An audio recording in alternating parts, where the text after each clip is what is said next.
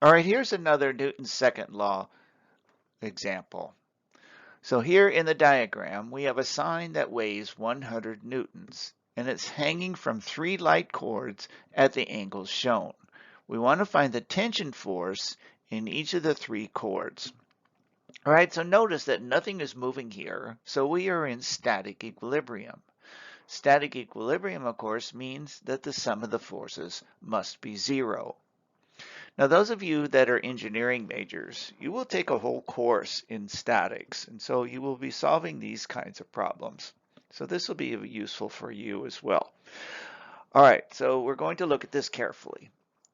Only the cord labeled T3 is holding the sign, so that tension T3 must be 100 newtons. And then that cord is tied to cords 1 and 2, all at the knot in the shown in the middle. So that means the vector sum T1, T2, and T3 must be 0. So we will draw a free body diagram at the point where all 3 of those tensions come together. All right, here I've drawn the free body diagram, and I put in the vectors for the tensions. So we have T3 down, T1 up and to the left, and T2 up and to the right. And the angles are shown in the original diagram up on the left. So we're going to break the tensions T1 and T2 into their horizontal and vertical components. So we have T1 cosine 60 degrees pulling to the left and T2 cosine 30 degrees pulling to the right. Those are the only horizontal forces, and they're pulling in opposite directions, so those two must be equal in magnitude. So T1 cosine 60 degrees will equal T2 cosine 30 degrees. Now in the vertical direction, we already know that T3 pulling down is the weight of the sign, 100 newtons. So then we also have T1 sine 60 degrees pulling up and T2 sine 30 degrees pulling up. So the sum of T1 sine 60 plus T2 sine 30 must be equal to 100 newtons pulling down. So then we will just write those equations. All right, here now I've written out the equations. So for the horizontal forces, we have T2 cosine 30 degrees to the right minus T1 cosine 60 degrees to the left, and that equals 0. So in the vertical direction, we have T2 sine of 30 degrees up plus T1 sine of 60 degrees up minus T3 down equals 0. And of course, T3 is equal to the weight of the sign of 100 newtons. Now we just have to solve the other two unknowns, T1 and T2. Okay, so now I have put in the values for sine and cosine of 30 and 60 degrees. So our first equation for the horizontal forces, we have root 3 over 2 T2 minus 1/2 T1 equals 0. And then in the vertical ones, we have 1/2 T2 plus root 3 over 2 T1 equals 100 newtons. So the first equation then, I multiply through by 2 to get rid of the 1/2, and so we have square root of 3 T2 minus T1 equals 0. And the second equation, I multiply through by 2, and that gives us root 3 T1 plus T2 equals 200. The first equation, I solve for T1, and that equals root 3 times T2, and then plug that in for T1 in the second equation. And so we get root 3 times T1, which is root 3 T2 plus T2 equals 200. Then we can solve for T2, and we get T2 is 50 newtons. Plug that back in, and we get T1 equals 86.6 newtons. All right, so there we have it. We've got the values for each one of the tensions. But again, we just break the vectors up into horizontal and vertical components, and the sum of the components in the vertical direction equals 0. The sum of the horizontal components equals 0. All right, well, let's look at some more Newton's second law examples. So consider two blocks on a frictionless surface. One has a mass m1, the other mass m2. We pull to the right on M2 with a force F2, and we pull to the left on M1 with a force F1. And let's consider the case when F2 is greater than F1. So what is the net force and what is the total mass? So see if you can figure that out. All right, so what is the net force? Well, we only have the two forces external to our two-mass system, F2 and F1. If we call to the right positive, to the left negative, our net force then is just F2 minus F1. The total mass is just the sum of M1 plus M2. Now, of course, that's neglecting the mass of the string, which we will assume is very light compared to the two masses, and also we will assume the string does not stretch. Now, from Newton's second law, we have the sum of the forces divided by the mass of the system equals the acceleration, or we could write it as the sum of the forces equals the mass of the system times the acceleration. So the acceleration of our system will just be F2 minus F1 divided by M1 plus M2. All right, here we have example 2, the Atwood machine. The Atwood machine consists of two weights, M1 and M2, hanging from a very light string that's draped over a pulley. And we will assume that the pulley is frictionless and massless, so we don't have to consider the motion of the pulley. And the pulley then only changes the direction of the tension force in the string. So the Atwood machine was developed by a British physicist by the name of George Atwood, and he designed this machine to help him measure the acceleration due to gravity. But we're just going to use it to investigate Newton's second law. So notice that this is very similar to the situation in the previous two slides. I just have two masses tied together with very light string, and I'm going to pull to the right on M2 and to the left on M1. But now, since I've draped the string over a pulley, the force pulling on M2 is the weight of M2, and the force pulling on M1 is the weight of M1, and they again are pulling in opposite directions. So we're going to consider that M2 going down is the positive direction, and M1 going up is positive. M2 going up and M1 going down would be negative. All right, now we want to find the acceleration of the system and the tension of the chord. All right, so if we want to find the acceleration of the system, we're going to treat the two masses in the pulley all as one system. And then Newton's second law, the acceleration equals the sum of the external forces divided by the mass of the system. All right, so we do have an external force holding the pulley up, but that is only preventing the whole thing from crashing to the floor. That does not affect the motion of the two masses with respect to the pulley. So the only forces external to the system that affect the motions of the pulleys are the weight of each of the masses. So the weight of M2 is pulling down on the right, which we're calling the positive direction, and that weight is M2G. The weight of M1, M1G, is pulling in the negative direction. So the acceleration equals the sum of the forces over the mass. The sum of the forces is the weight M2 of the weight of M2, which is M2G, minus the weight of M1, which is M1G, and we divide it by the total mass, M1 plus M2. So factoring out the G, we get the acceleration equals the quantity M2 minus M1 times G divided by M1 plus M2. All right, so now we have the acceleration of the system. If we were given numbers for the masses, we could plug those in and get the acceleration. All right, next we want to find the tension in the chord. Well, the tension in the chord is internal to our two-mass system. So if we want to find the tension in the chord, we have to look at one of the masses all by itself. So we will do a free body diagram for one of those masses. So to get at the tension in the chord, I could do a free body diagram for either mass and apply Newton's second law to that individual body. So here I drew a free body diagram for the second one on the right, M2. So we put in the forces. We have the tension force up from the string minus the weight down, m2g, and we apply Newton's second law. The sum of the forces equals ma. So again, we need to keep our original direction for positive and negative. And we said down for M2 was positive. So M2G is downward, which is positive, minus the tension upward equals M2A. Now we can solve for the tension. We get M2G minus M2A.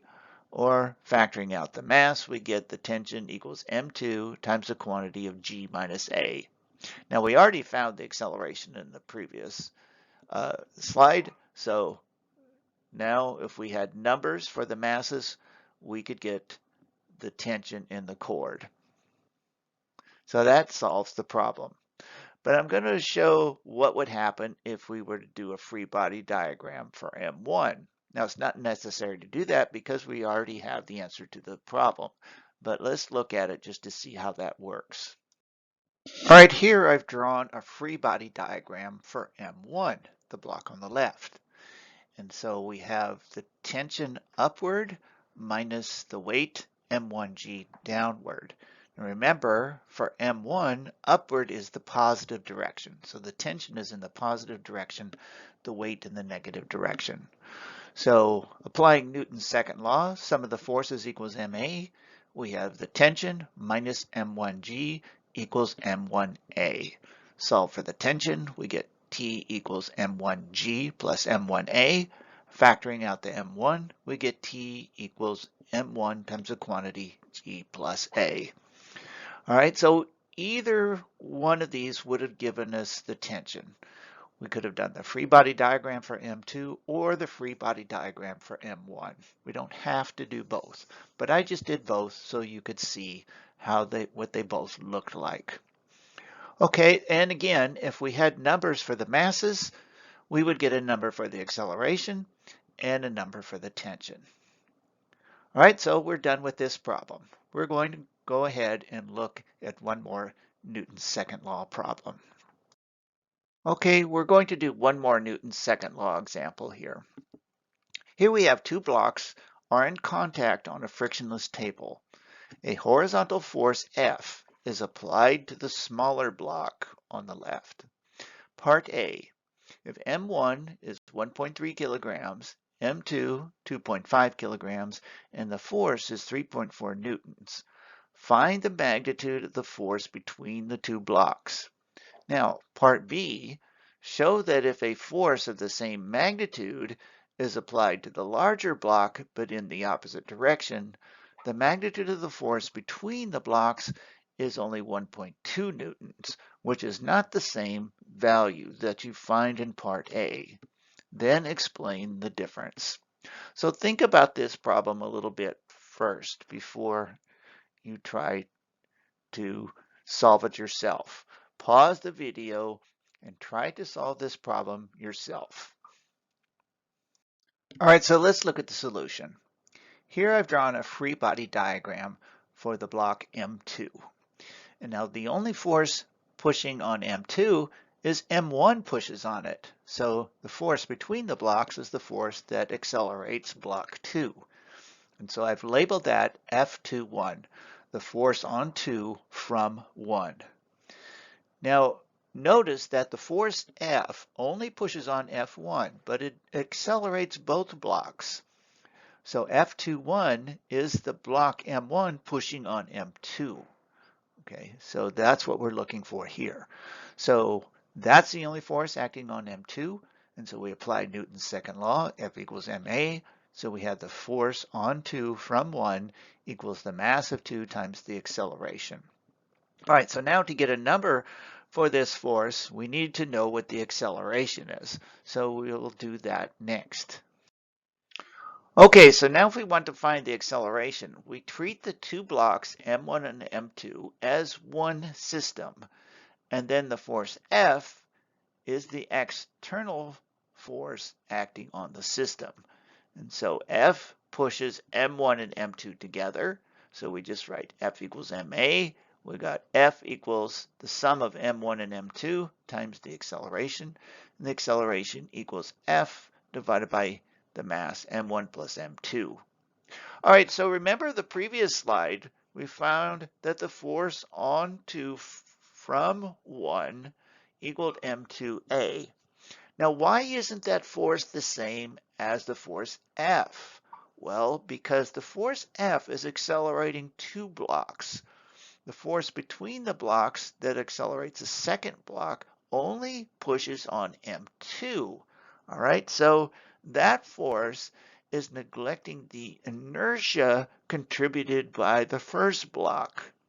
So it's not going to be the same because the inertia is different. So that's the key to this problem. That force onto from 1 is not the same as the force F. The force F is accelerating 2 blocks. The force between the blocks is only accelerating the block 2. Okay, so now that we have the acceleration of the system, we can find the force between the blocks. So we have from before, the force on 2 from 1 is the mass of 2 times the acceleration of the system. So the force on 2 from 1 is equal to m2 times F over the quantity m1 plus m2. Now we plug in the numbers. m2 was 2.5 kilograms. F is given as 3.4 newtons, and then sum the two masses, 1.3 kilograms plus 2.5 kilograms in the denominator, and we crunch those, we get F21 is equal to 2.2 newtons. So the force between the blocks then is 2.2 newtons. Notice it's smaller than the force on the smaller block of 3.4 newtons. This is because this force only has to accelerate the second block, where the force F accelerates both blocks. Since accelerating one block, the inertia is smaller, it will have a smaller force for the same acceleration, since the inertia is smaller. All right, so now let's find the answer for part B.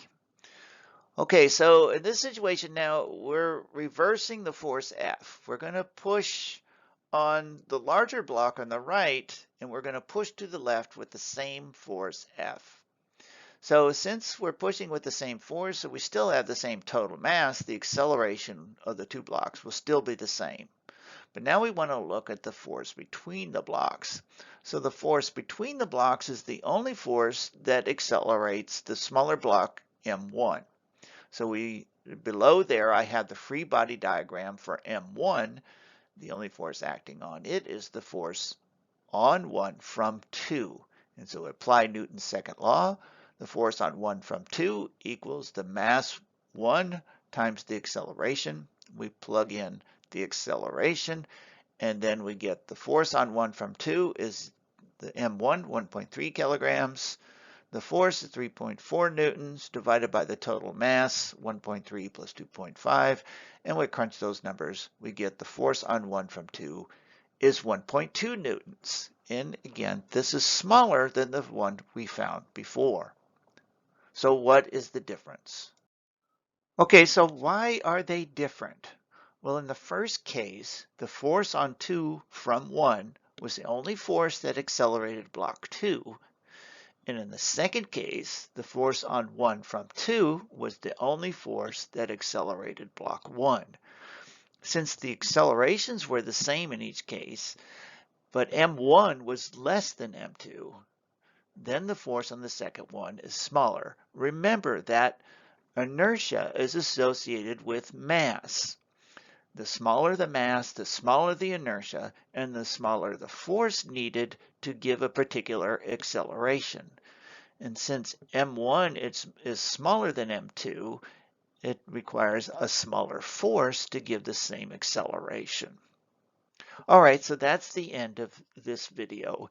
In future videos, we'll look at some more Newton's second law problems, but we're going to get a slightly more complicated. We'll look at what happens on an incline. Hi, Dr. C here. Thanks for viewing this video, and please help support this channel and subscribe. Also, please leave your comments, questions, or suggestions, and I thank you for your support of this channel. I've also included a link to the next video in this series.